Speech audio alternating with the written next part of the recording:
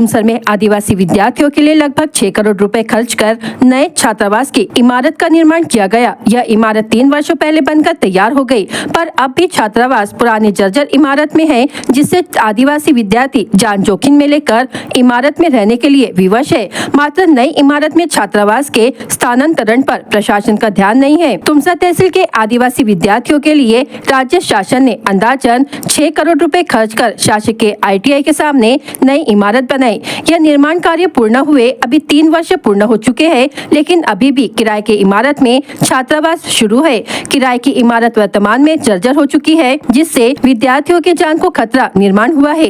प्रशासन द्वारा स्थानांतरण को लेकर विलंब अपनाया जा रहा है। आदिवासी विद्यार्थियों के लिए बनाए गए आदिवासी विकास प्रकल्प कार्यालय का संचालन भंडारा से होता है। आदिवासी विद्यार्थियों को शहर में रहकर शिक्षा लेना संभव हो, इस उद्देश्य से नया छात्रावास बनाया गया।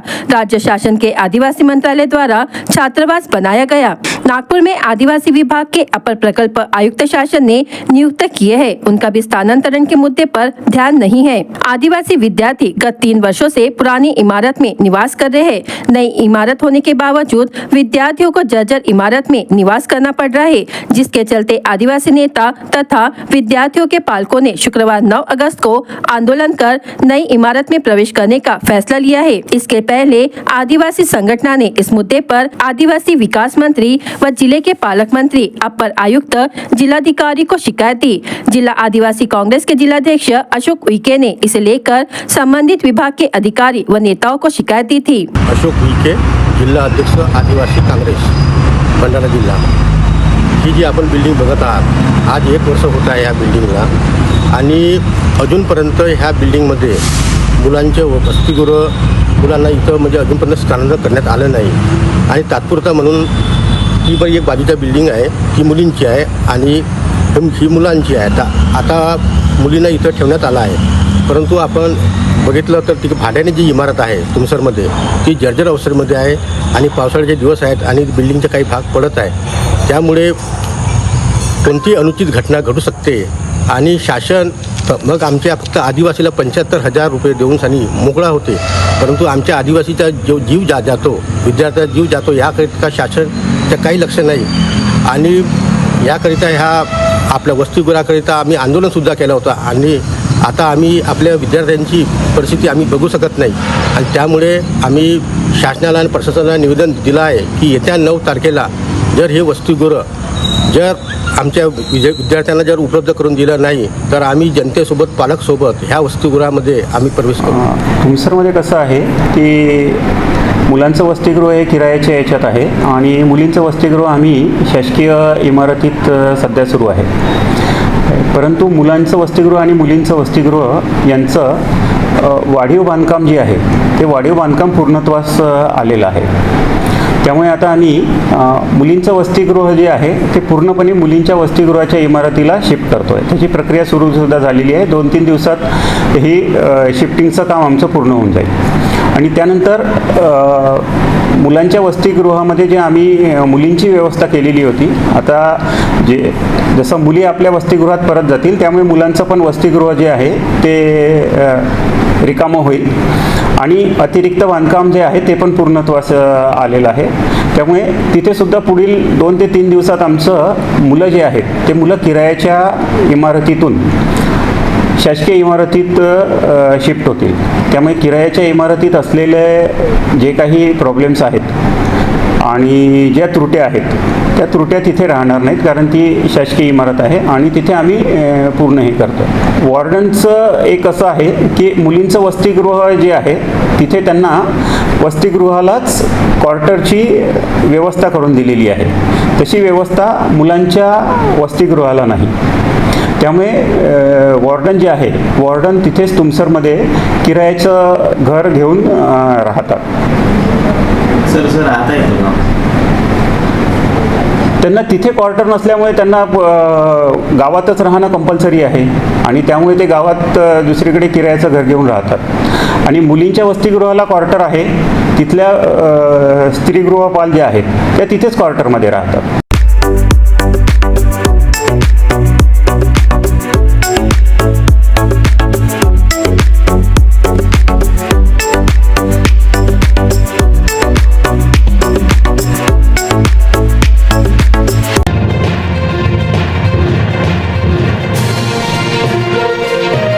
भंडारा जिला पुलिस ने हत्या और हत्या के प्रयास जैसे आपराधिक वारदातों में शामिल 2 बदमाशों के खिलाफ MPDA कानून के तहत कार्रवाई कर दोनों की गुरुवार 8 अगस्त को नागपुर के मध्यवर्ती कारागार तथा वर्धा के जिला कारागार में रवानगी की गई। आरोपियों में गणेशपुर के अम्बेडकर वार्ड निवासी चिराग नमोद गजबिये उम्र 27 वर्ष तथा लुकेश उर्फ लुक्का संजय जोत उम्र 26 वर्ष का समावेश है। प्राप्त जानकारी के अनुसार चिराग नमोद गजबिये व लुकेश उर्फ लुक्का संजय जोत यह वर्ष 2023 से अलग अलग अपराधों में सक्रिय थे।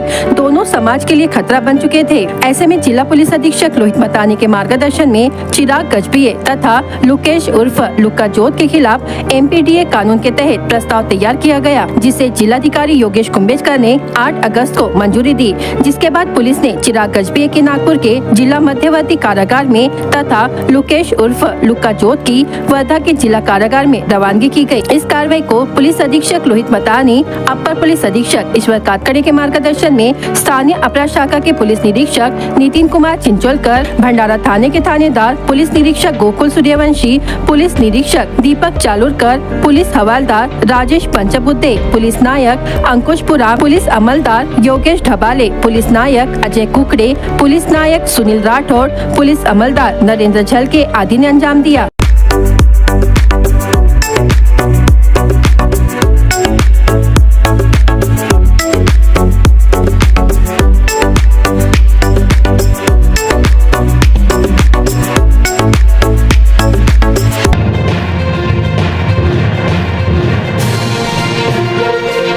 भंडारा जिले के साकोली वन परिक्षेत्र के अंतर्गत आने वाले सानगढ़ी और सानगांव में पिछले कुछ दिनों से एक बंदर ने नागरिकों को परेशान कर रखा था और नागरिकों पर हमला कर उन्हें घायल किया, जिसकी सूचना वन विभाग को दी गई थी और वन विभाग के कर्मचारी मौके पर पहुंचे और बंदर का रेस्क्यू कर उसका इलाज किया और जंगल में छोड़ दिया। इससे क्षेत्र के नागरिकों ने राहत की सांस ली है।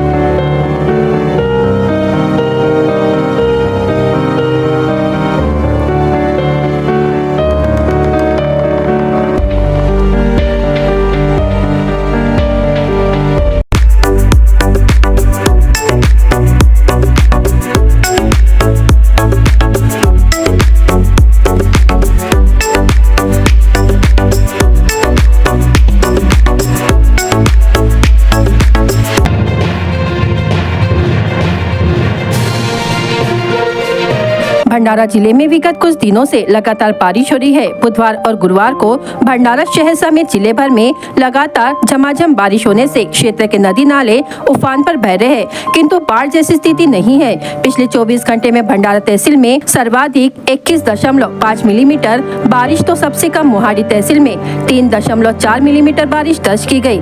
लगातार जारी झमाझम बारिश को देखते हुए गोसेखुर्द बांध के सभी 33 गेट खोले गए हैं। फिलहाल वैनगंगा नदी का जल स्तर नियंत्रित है।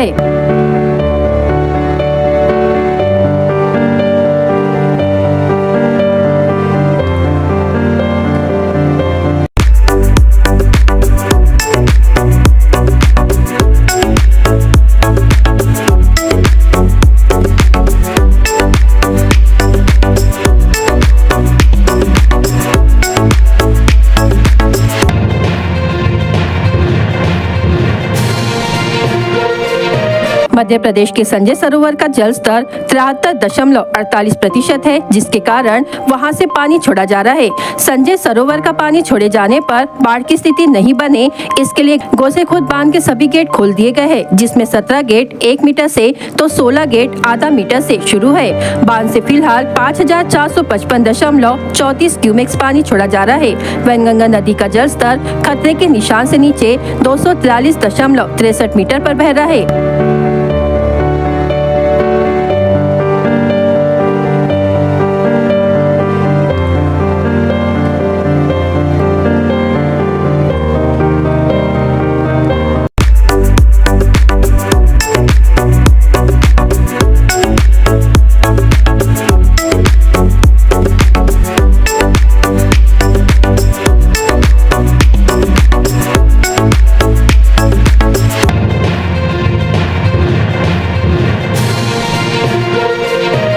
देश की आजादी के लिए लाखों स्वतंत्रता सेनानियों ने अपने प्राणों की आहुति दी। उनके त्याग और बलिदान की याद के रूप में जिलाधिकारी योगेश कुंभेजकर ने घर घर तिरंगा अभियान चलाने की अपील की है। सांस्कृतिक कार्य विभाग की ओर से 13 से 15 अगस्त तक पूरे राज्य में हर घर तिरंगा अभियान चलाया जा रहा है। इस संबंध में नगर पालिकाएं, स्थानीय स्वराज संस्थान, गांव-गांव, सरकारी और निजी संस्थान इस दौरान ध्वज संहिता का पालन करते हुए घर पर तिरंगा लगाया जाए। इसके लिए बिक्री केंद्रों के माध्यम से शहरी एवं ग्रामीण क्षेत्रों में नागरिकों को झंडे उपलब्ध कराए जाए, ऐसा जिलाधिकारी योगेश कुंभेजकर ने कहा। इस बैठक में अपर मुख्य कार्यकारी अधिकारी कमलाकर रणदीवे सहित अन्य विभाग प्रमुख उपस्थित थे।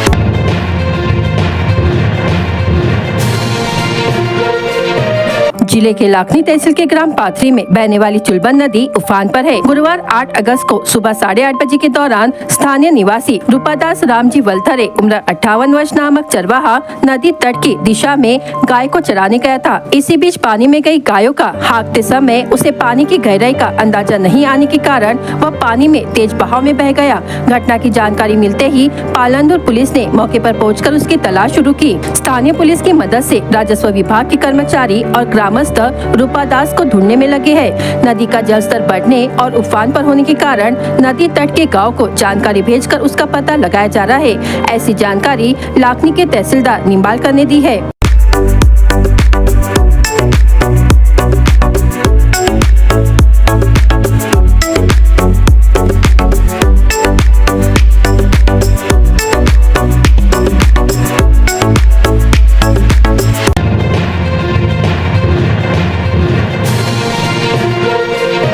जिला आपूर्ति कार्यालय के माध्यम से जिलाधिकारी भंडारा के मार्गदर्शन में अमृत वृक्ष संकल्प के तहत भंडारा जिला पौनी तहसील के ग्राम चकारा स्थित प्राचीन हनुमान मंदिर परिसर में हाल ही में जिला आपूर्ति कार्यालय की ओर से 50 पौधे रोपे गए। साथ ही बुधवार 7 अगस्त को ग्राम अडाल स्थित स्मशान भूमि परिसर में एक पेड़ मां के नाम इस योजना के तहत 50 पौधे रोपे गए। इस समय जिला आपूर्ति अधिकारी नरेश वंजारी, सहायक जिला आपूर्ति अधिकारी रतनलाल ठाकरे, अनाज खरीदी अधिकारी सुहास डोंग तथा कार्यालय के कर्मचारी, ग्राम अडाल के सरपंच शिवशंकर मुंगाटे एवं राजेश वंजारी, कुलदीप तुराडे, अतुल वानखेड़े सहित अन्य उपस्थित थे।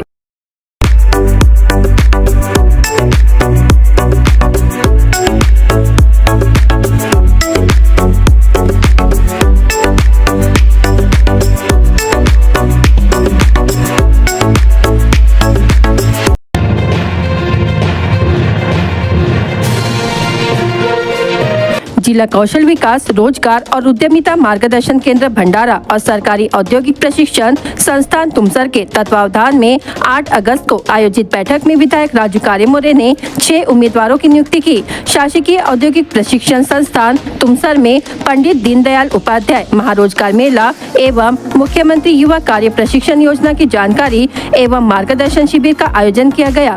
इस रोजगार मेले में जिले एवं जिले के बाहर की 6 प्रमुख कंपनियां उपस्थित रही।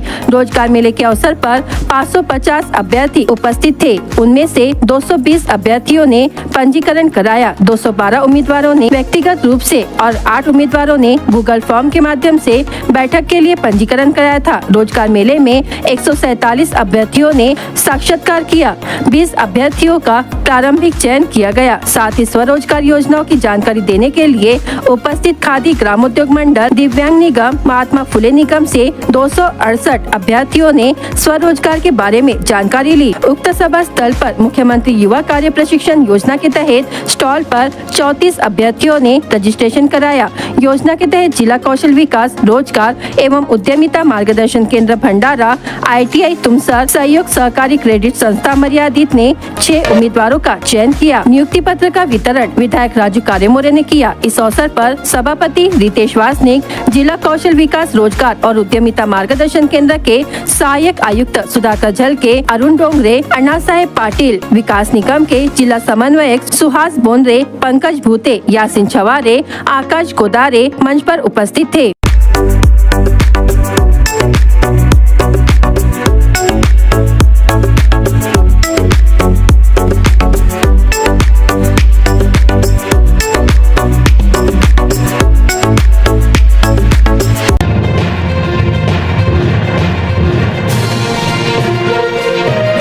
आज देश में आदिवासी दिन मनाया जा रहा है, वहीं गोंदिया जिले में भी आदिवासी भाइयों की ओर से आदिवासी वेशभूषा पहनकर गोंडी नृत्य किया गया।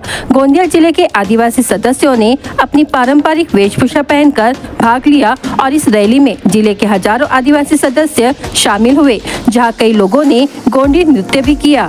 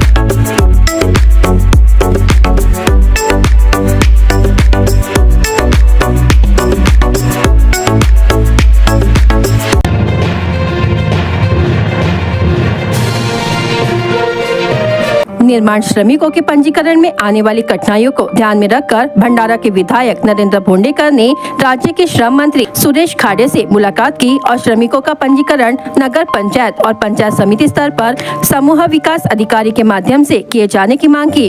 अपने मांगों का ज्ञापन विधायक भोंडेकर ने मंत्री को दिया, जिन्होंने सकारात्मक सोचने और तुरंत निर्णय लेने का वादा किया। मुंबई में विधायक नरेंद्र भोंडेकर ने राज्य के श्रम मंत्री सुरेश खाड़े से मुलाकात के दौरान श्रमिकों की समस्याएं उनके सामने रखी। विधायक भोंडेकर ने उन्हें बताया कि सरकार द्वारा चलाई जा रही योजना श्रमिकों के लिए बहुत उपयोगी साबित हो रही है। इस योजना के लाभ के लिए कई श्रमिकों ने श्रम कल्याण बोर्ड के कार्यालय के माध्यम से पंजीकरण कराया है, लेकिन जिले में श्रमिकों की संख्या अधिक होने के कारण इस योजना में रजिस्ट्रेशन कराने में श्रमिकों को कई दिक्कतों का सामना करना पड़ रहा है। संबंधित कार्यालयों में कर्मियों की कमी के कारण कई श्रमिकों का निबंधन नहीं हो सका है और वे योजना से वंचित है। इतना ही नहीं, ग्रामीण क्षेत्रों के श्रमिकों को पंजीकरण के लिए जिला मुख्यालय आना पड़ता है, जिससे गरीब मजदूरों को आर्थिक तंगी उठानी पड़ रही है। इस योजना से अधिक श्रमिकों को लाभान्वित करने के लिए विधायक ने अनुरोध किया कि योजना की पंजीकरण प्रक्रिया को समूह विकास अधिकारी के माध्यम से नगर पंचायत और पंचायत समिति स्तर पर लागू किया जाए। विधायक भोंडेकर ने श्रम मंत्री के सामने मांग रखी कि जिन पंजीकृत श्रमिकों के आवेदन लंबित है, उनका निराकरण जल्द से जल्द किया जाए।